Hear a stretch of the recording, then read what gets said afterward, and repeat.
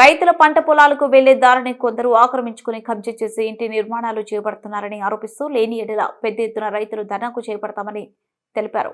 జగిత్యాల జిల్లా మెట్పల్లి పట్టణంలో చోటు చేసుకుంది. మెట్పల్లి రైతులు తెలిపిన వివరాల ప్రకారం పట్టణంలోనే వెల్లుల రోడ్లో గల ఎస్ఆర్ఎస్పీ డి 32 కాలువను ఆనుకుని సర్వే నెంబర్ 1094లో నిర్మిస్తున్న మేఘనా వెంచర్ 40 ఫీట్ రోడ్ నుండి మల్లెతోట వరకు లింక్ రోడ్ ఇవ్వాలని, హనుమాన్ నగర్ కాలనీ వైపు నుండి కాలువ వైపు సీసీ రోడ్ నిర్మించి రైతులకు సౌకర్యం కల్పించాలని వినతి పత్రం ఇచ్చారు.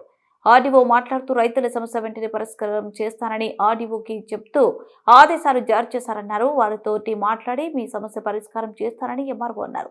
రైతు సంఘం నాయకులు, రైతు సోదరులు పాల్గొన్నారు.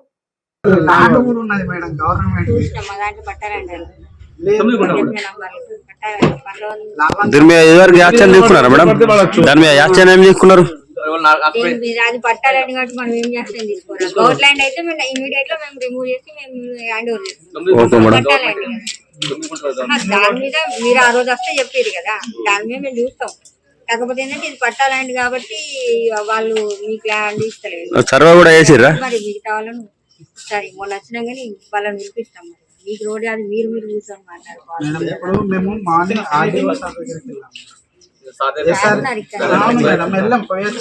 ఎస్ఆర్ఎస్పీ వాళ్ళ దగ్గరికి కూడా పోయొచ్చాం.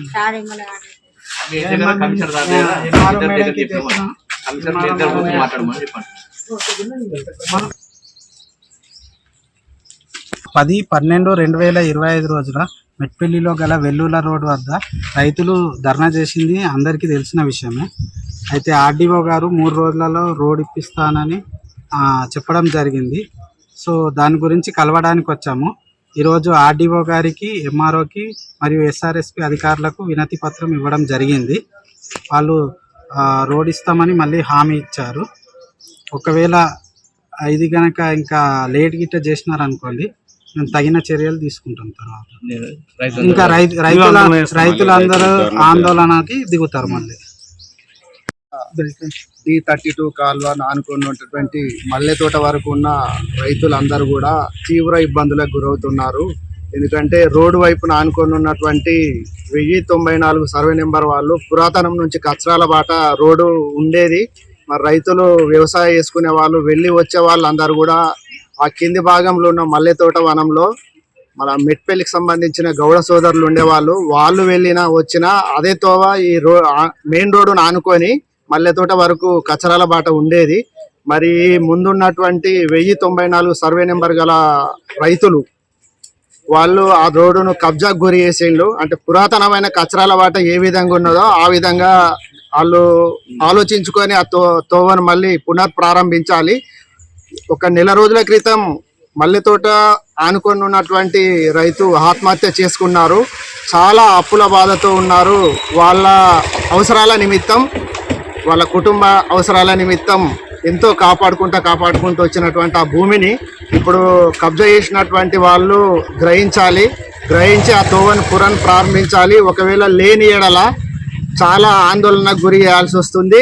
మరి ఆ ముందున్నటువంటి మెయిన్ రోడ్డు ఆనుకొని ఉన్న వాళ్ళు గ్రహించాలి. లేదనుకుంటే మాత్రం ఏ రైతుకు ఆ మల్లెతోట వరకు సర్వే నెంబర్ లో ఉన్నటువంటి రైతులకు హాని జరిగినా వీరే బాధ్యత వహించాలి. ఎందుకంటే ఇంకొక 2-3 కుటుంబాలు కూడా అయోమయ స్థితిలో ఉన్నాయి. వాళ్ళ ఆర్థిక ఇబ్బందులను గ్రహించాలి. పెద్ద మనసు చేసుకొని తోవను ప్రారంభించాలి. లేని ఏడల 1094 సర్వే నెంబర్లో ఉన్నటువంటి పట్టాదారులే బాధ్యత వహించాల్సి ఉంటది. ఇది మీ ముందుకు తీసుకొస్తున్నాం. లేకుంటే మాత్రం తీవ్ర ఎత్తున ఆందోళన చేయాల్సి ఉంటది.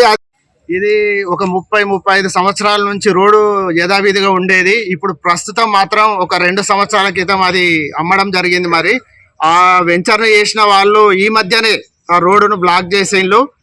మరి 40 ఫీట్ల రోడ్ అని కంటిన్యూ చేసేళ్ళు ఆ వ్యాపారస్తులు. ఒక 25% రోడ్డును బ్లాక్ చేసేళ్ళు. పెద్ద మనసు చేసుకొని ఆ 25% రోడ్డును కూడా మీరు